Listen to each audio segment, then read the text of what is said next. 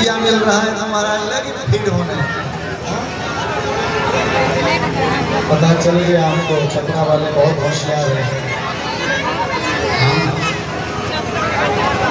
जहाँ देखो पूरी की व्यवस्था हमारे आयोजक लोगों ने कर दिया, लेकिन भीड़ जुट गई, पंडाल आज फुल हो गया। बोलो जय श्री राम। हाँ, अब बढ़िया धीरे धीरे कतार लेते रहिए, कथा सुनते रहिए। चेहरे से पता चल रहा है कि आपको बढ़िया चाप के पूरी खाए हैं।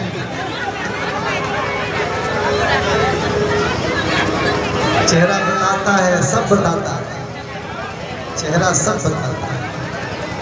क्या रौनक है चेहरे की आप लोगों ने।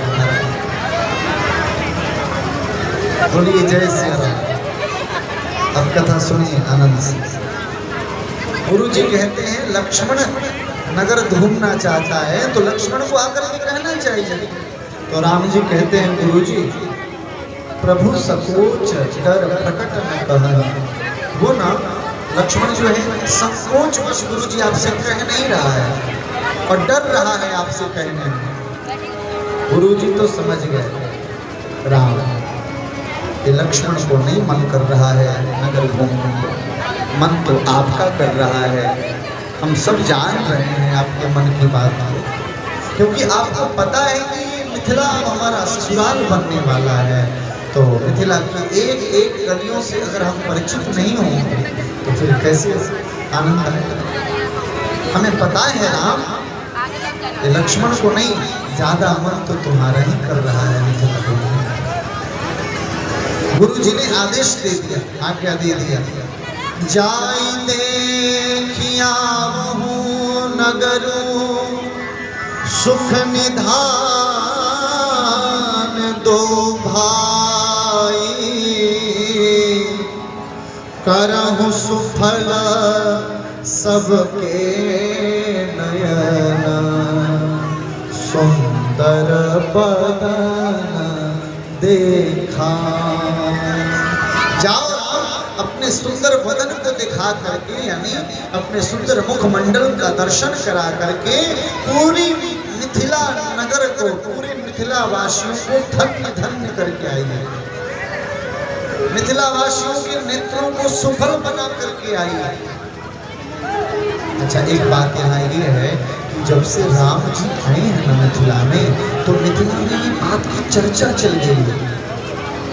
लोगों के कानों कानों में ये बात चली गई है कि भाई एक ऐसा राजकुमार आया है, ऐसा राजकुमार आया है, इतना सुंदर है कि पूछो।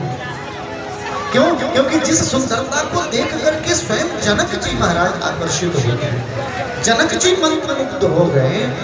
तो वैसे राघवेंद्र सरकार को देखने की लोलुपता, जिज्ञासा प्रत्येक मिथिला वासियों के मन में चल रहा है। तो भैया हमारे राम जी तो अंतर्यामी हैं, जो भी भला बुरा है वो राम जानते हैं, और बंदे के दिल में क्या है वो राम जानते हैं। तो मिथिला वासियों के मन में क्या चल रहा है ये तो हमारे सब राघवेंद्र सरकार को पता है। राघव जी ने सोचा कि कोई बहाना करके चला जाए घूमने, ताकि मिथिला वाले इंतजार कर रहे हैं, आज राम और लक्ष्मण जा रहे हैं मिथिला घूमने। महाराज जब पता चला लोगों को तो सब लोग अपने अपने घरों से बाहर निकल गए। सड़क के दोनों किनारे तांता लगा हुआ था भगवान का दर्शन करने। अष्टसखियां जो माँ जानकी की अष्टसखियां हैं वो झरोखन पे चढ़ करके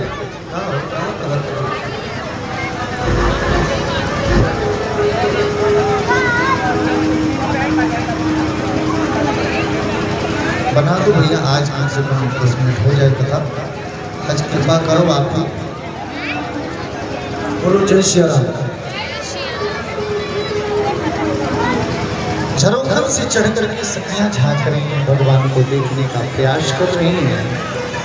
जब भगवान पहुंचे तो सखियों ने सोचा काश हमारे तरफ भगवान एक बार देख लेते, लेकिन भगवान नीचे महाराज झुक करके आराम से चल रहे हैं, इधर उधर नजर नहीं फेर रहे हैं, क्योंकि मर्यादा पुरुषोत्तम है।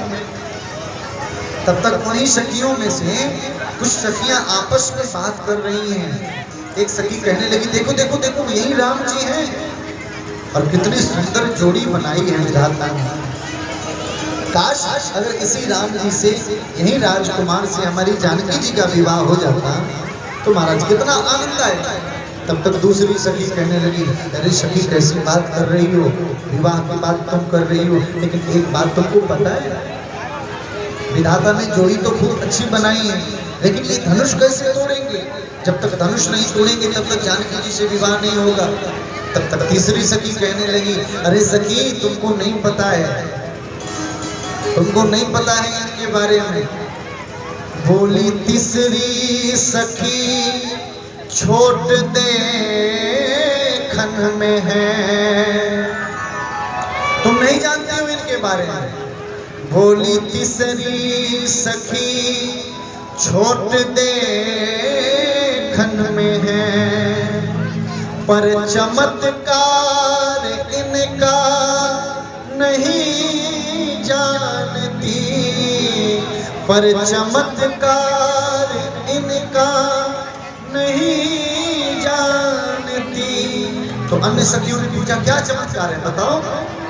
तो बता रही है तीसरी सखी, एक ही बाण में ताड़का राक्षसी, एक ही बाण में ताड़का राक्षसी, उठ सकी ना पड़ी की पड़ी रह गई, उठ सकी ना पड़ी की पड़ी रह गई।